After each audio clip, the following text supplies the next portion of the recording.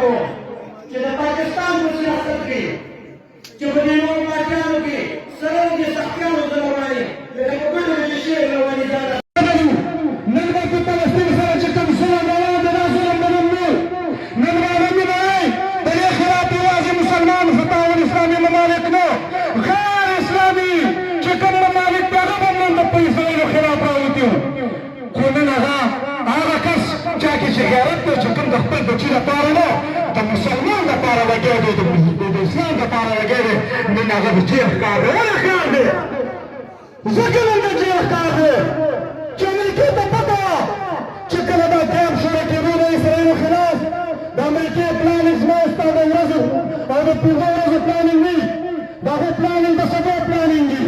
هغوی ته پته وه که چېرته عمران خان د پاکستان وزیر اعظم و په اسرائیلو هېڅ قسم په یو قیمت باندې په فلسطین حمله نه شو کولی د هغې ټکان د امریکې او د اسرائیلو ټکان یې د دې خلاف راپاڅول چې د عمران خان خلاف بیانیه جوړه کړي د ګرانۍ بیانیه جوړه کړي او عمران خان ته حکومت نه لري کړي چې که دغه ټکان چېرته د اسرائیلو د امریکې ټکان په پاکستان کې نه نن به د عوامو د رایې مطابق راغلی وزیر اعظم الیکټډ وزیر اعظم ناست و خو امریکې ته پته وه که د عمران خان په موجودګۍ کې اسرائیل په یو قیمت په فلسطین حمله نه شي کولی لهذا مخکې د دې نه چې اسرائیل په فلسطین باندې حمله وکړي د هغې نه مخکې د عمران خان غوندې لیډر هغه د جیل د تنګو دننه کړو هغې نه پس به بیا په فلسطین باندې حمله کوي او دا مې واورئ د پاکستان ورکرانو د تحریک انصاف ورکرانو چې تر کومه وخته پورې فلسطین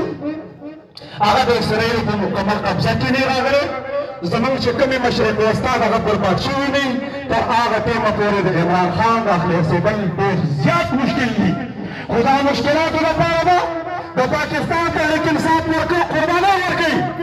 او الحمدلله وایم که زه فخر کوم د تحریک انصاف په ورکړ باندې چې هغه قرباني ورکړله خو دا قربانۍ انشاءالله که خیر دا کومې چې ورکړي دا خو رب راوړي د دې نه پس نورې قربانۍ را روانې دي دا قربانۍ په نظر ختمېدونکې نه دي که ستاسو دا مقصد وي چې دغه قربانۍ ختمه شي دا نه ختمېدونکې قربانۍ نه دا به کافي ټایمه دي انشاءالله که خیر وي د دغه مشکلاتو د دغه د ظلم د دغه جبر د دغه ضربیت او دغه ټولې شپې او د دې د خاوندانو د دې تشاوران خلک موږ انشاءالله که خیر د دې خلاف خپل قانوني آئیني او جمهوري شکل جوړ انشاءالله دغه موږ برقرار ساتو واخر دعوانا الحمدلله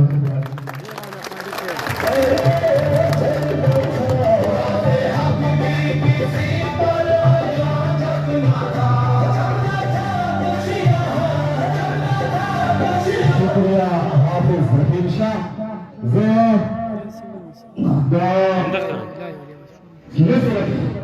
یو داسې شخصیت راغواړم چې هغه د دې خاورې فخر دی چې هغه د دې سیمې باندې پیدا شوی یو ګل دی څوک چې اوس ساتي د پېښور ریجن د ځوانانو مشري هم کوي ستاسو د وړاندې دا ورته خطاب ورکوم صدر پېښور ریجن یوټي جناب سجاد خان چې راشي د خپلو خیالاتو اظهار وکړي سجاد خان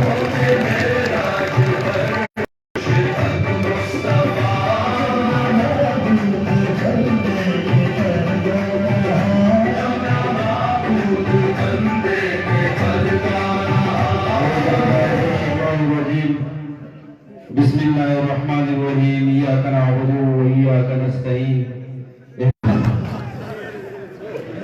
یو واقعین خپل تقریر آغاز شروع کوم یو ځل یو کس روانو او شاته یو بل کس راغلی د هغه جلات خانم و دې کس ته به د څټ باندې یو ټک ورکړو چې ټک یې ورکړو هغه سړي ته مخ واړو دا تاسو ولې ووایه